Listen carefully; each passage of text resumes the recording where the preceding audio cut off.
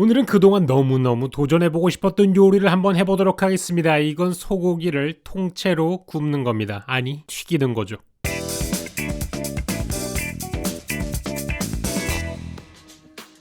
얼마 전에 제가 즐겨보던 한 채널에서 이런 요리를 하더라고요. 브리스켓을 가져와가지고 통째로 튀겨버리는 거예요. 브리스켓은 아시다시피 국내나 해외나 많은 요리 유튜버들이 다루는 소재 중에 하나입니다. 이걸 바베큐를 하기도 하고 수비드를 하기도 하고 여러가지 방법으로 먹죠. 그런데 이거를 튀기는 방식은 한 번도 해본 적이 없었는데 누군가가 도전을 시작해서 저도 한번 궁금해졌습니다. 과연 저렇게 큰 고기를 튀기면 무슨 맛이 날까? 처음에 할 거는 고기를 손질해주는 겁니다. 이 브리스켓이라는 부분이 차돌박이가 나오는 부분하고 아주 가까운 녀석이라서 기름이 어마어마하게 많습니다. 그래서 이 녀석들을 모두 다 걷어주는 일명 손질이란 걸 해줘야 돼요. 그렇지 않으면 매우 느끼한 부분이기도 합니다. 차돌박이를 많이 드셔보신 분들은 아시겠지만 먹으면 먹을수록 느끼해지는 걸 참을 수가 없거든요. 그래서 기름을 전부 다 제거해준 다음에 양념을 해야 되는데 오늘 같은 경우는 그냥 소금만 써주도록 하겠습니다. 다른 여러 가지를 넣으면 맛이 훨씬 더 좋아질 수도 있겠지만 그렇지 않은 것들도 있어요. 뭐 대표적으로 감자튀김 같은 거 그냥 소금만 넣어가지고 튀긴 거지만 맛있잖아요. 이 큰 녀석을 튀겨야 되기 때문에 오늘은 더 큰 불이 필요합니다. 그런데 이제 집에서 하다 보니까 사용할 수 있는 장비들이 한정적인데 오늘 저는 더블 브루스타를 가져와서 요리를 한번 해보도록 할게요. 그리고 냄비가 이렇게 큰 건 없으므로 대형 호텔팬을 사용하도록 하겠습니다. 그 다음에 준비해 줄 거는 지방이에요. 이제 소기름을 따로 판매를 하는 곳들이 있거든요. 이 기름들을 잔뜩 구워가지고 소기름을 빼낼 겁니다. 물론 여기에다가 마늘이라던가 타임이라던가 기본적인 허브 같은 거를 첨가해가지고 조금 향이 나는 향미 오일을 만들 겁니다. 지방을 거의 한 1시간 정도 중불에다가 가열을 해가지고 모두 녹여주면은 이런 형태가 됩니다. 근데 보시면 아시겠지만 굉장히 탁해 보이기 때문에 한번 걸러내야 됩니다. 맑게 걸러낸 소 기름에다가 우리가 준비한 브리스켓을 한번 요리를 해보자고요. 필요할 거는 온도인데 121도 정도로 맞춰주셔야 됩니다. 그리고 고기 안에다가 온도계를 꼽아준 상태에서 내부 온도가 89도가 될 때까지 콩피를 해줄 겁니다. 이렇게 기름에 완전히 재료를 잠겨가지고 낮은 온도로 중저온에서 오랫동안 요리하는 걸 콩피라고 하는데요. 실제로 있는 조리법이고 프랑스 같은 곳에서는 오리를 이런 방식으로 자주 해먹습니다. 제가 예전에 한번 다룬 적도 있죠. 하루 동안 소금 간이 충분히 돼가지고 살짝 숙성 상태가 된 녀석을 푹 담가가지고 콩피를 한번 해주도록 합시다. 꽤 오래 걸렸어요. 거의 한 4시간에서 5시간 정도로 콩피를 한 것 같은데요. 중간중간 계속 기름 오일을 체크해주면서 너무 높이 올라가지 않게 해주고 뒤집어주면서 하는 게 조금 귀찮은 일이었습니다. 그 다음에 시간이 지나가지고 고기 내부 온도가 89도가 띠딕 해가지고 알람이 왔어요. 그래서 꺼내기 시작을 했는데 고기가 나오는 장면을 보시면 아시겠지만 그렇게 색깔이 이쁘게 나지는 않았습니다. 하지만 여러분 눈에도 이 고기는 어느 정도 익어있다 이렇게 보이시면 될 것 같아요. 마치 빨래판처럼 생긴 저 녀석을 꺼내가지고 살짝 눕혀주도록 하고요. 그 다음에는 안까지 익었는지 살짝 체크를 해보기로 하겠습니다. 양지 같은 경우에는 한쪽이 굉장히 두껍고 한쪽은 얇아요. 두꺼운 쪽은 근육이 두 개가 붙어있는 형태이기 때문에 얇은 쪽과 비교해서 익는 시간이 다를 수밖에 없습니다. 그래가지고 반 정도 잘라가지고 두꺼운 쪽과 얇은 쪽을 갈라주기로 했어요. 그래서 최종 작업을 해줘야 됩니다. 단면을 한번 보여드리도록 하겠습니다. 보시다시피 안쪽 부분은 아직도 살짝 핑크한 상태를 유지하고 있습니다. 자, 여기 끝난 게 아니라 마무리 과정을 또 해줘야 되죠. 아까 꺼낸 거를 보시면 아시겠지만 마이야르가 충분히 되지 않아서 이번에는 기름 온도를 200도까지 올려준 다음에 여기다가 튀기듯이 겉에다가 색깔을 내주도록 하겠습니다. 겉바속촉을 위한 단계라고 보시면 될 것 같아요. 그래서 부글부글 끓이는 그림에 골고루 돌려가면서 겉이 바삭바삭하게 진행이 되고 색깔이 나가지고 마이야르가 충분히 진행될 때까지 튀겨주도록 합시다. 그래서 이런 식으로 아름다운 자태가 되면 꺼내주기로 하고요. 그리고 이번에는 얇은 쪽도 마저 집어넣어가지고 튀겨주도록 할 거예요. 이걸 튀기면서 느낀 게 야,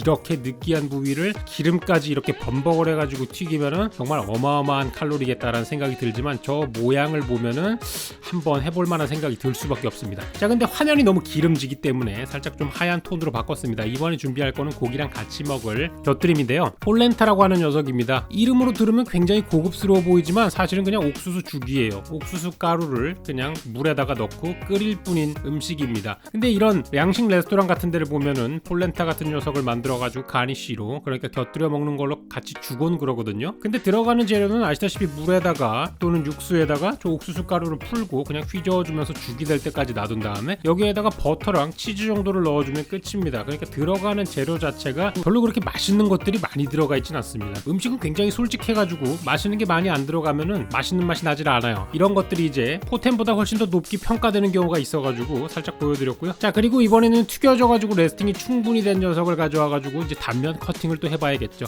지금 너무 오랫동안 아무것도 안 먹으면서 요리를 했기 때문에 가장자리를 잘라가지고 살짝 먹어주고요. 일단 간은 충분히 된 것 같습니다. 소금만 넣어도 맛있는 맛이 뿜뿜 뿜어져 나오더라고요. 그 다음에 이제 슬라이싱을 해야 되는데, 자르다 보니까 여기까지는 굉장히 좋은데 가운데로 들어갈수록 점점 핑크핑크한 녀석이 나오는 거예요. 그래서 분명히 온도계를 놓고 꼽았는데 가운데는 살짝 덜 익은 느낌이 없지 않다라는 느낌이 들어서 황급하게 자르는 걸 멈췄습니다. 더 익혀야 될 것 같아요. 나머지 부분은 폴렌타와 함께 한번 먹어보도록 하겠습니다. 고기 자체는 부드럽게 완성이 돼가지고 씹는 느낌도 좋고 감칠맛이 굉장히 엄청났어요. 들어간 게 소금밖에 없는데 어마어마한 감칠맛이 나더라고요. 부위 자체가 기름기가 많은 부분이라서 그런지 풍미가 굉장히 좋았습니다. 근데 문제는 뭐냐면은 같이 어울리는 폴렌타가 너무 느끼해요. 버터라던가 치즈라던가 이런 게 들어가가지고 갑자기 뇌리를 스치는 음식이 생각났습니다. 제가 예전에 요리를 처음 시작을 할 때는 월급을 130만 원을 받던 시절이 있었는데 새벽 시간에 출퇴근할 때마다 허기를 지켜주던 음식이 하나 있었어요. 요량진 쪽에 가보신 분들은 아시겠지만 컵밥이 굉장히 많습니다. 그리고 그 컵밥 중에 가장 비싼 컵밥은 황제 컵밥이라고 하는데 굉장히 여러 가지들이 들어가요. 예를 들어서 지금 보이는 이런 계란 후라이라던가 숙주와 부추볶음이라던가 단백질이 들어가야 되니까 참치 마요 같은 게 들어갑니다. 들어가 있는 건 참치랑 마요네즈 이 두 개 정도밖에 없는데 이게 그렇게 맛있잖아요. 그 다음에는 밥인데 밥도 그냥 쓰는 게 아니고 이렇게 김가루를 뿌려가지고 맛있을 수밖에 없는 밥을 만들어줍니다. 그리고 그 다음에는 준비한 재료들을 전부 다 얹어주면 되죠. 보통 황제 컵밥은 이거보다 훨씬 더 많은 것들이 들어갑니다. 여기에다가 대패 삼겹살 볶음이라던가 비엔나 볶음이라던가 스팸 볶음이라던가 콘치즈라던가 이런 것들이 굉장히 많이 들어가는데 아무래도 오늘은 고기를 좀 품을 들여가지고 만들었잖아요. 브리스켓 튀김을 만들었는데 다른 고기가 들어가면은 뭔가 의미가 조금 퇴색될 것 같아가지고 최대한 고기, 육류 부분은 이 녀석으로 한정해보기로 했습니다. 그래서 얇은 쪽에 브리스켓을 가져와가지고 최대한 얇게 썰어주기로 했어요. 이거 이렇게 얇게 썰으니까 여러분 생각나시는 게 있지 않나요? 그 냉면 위에 올라가는 고기 있잖아요. 그것도 이런 부위에서 만들어집니다. 냉면 육수를 만들 때 뭐 양지나 차돌양지나 이런 부분을 써가지고 만드는 부분이 있고 육수를 끓이고 남은 고기들을 이렇게 썰어가지고 냉면 위에 올려주는 고명처럼 만들어드리는 거죠. 한식에도 다 있는 부위이고 그냥 조리 방식이 조금 다를 뿐이라는 거입니다. 그러니까 사실은 여러분이 굉장히 멀게 느꼈던 이런 브리스켓 같은 것도 평소에 먹던 그런 부위였고 이름을 영어로 올리면은 매우 새로운 요리처럼 보인다는 것이죠. 그리고 정말 잘된 브리스켓은 맛있긴 하지만 계속 드시다 보시면 느끼실 겁니다. 어딘가 부족한 그런 느낌. 물론 이 난리를 쳐놓고 고작 해먹는 게 저렇게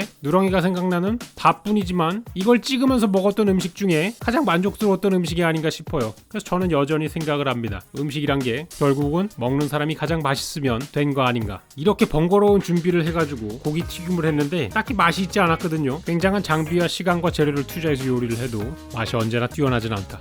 오늘도 긴 영상 시청해주셔서 감사하고요. 저는 다음 시간에 좀 더 흥미롭고 재밌는 영상으로 다시 찾아오도록 하겠습니다. 고마워요.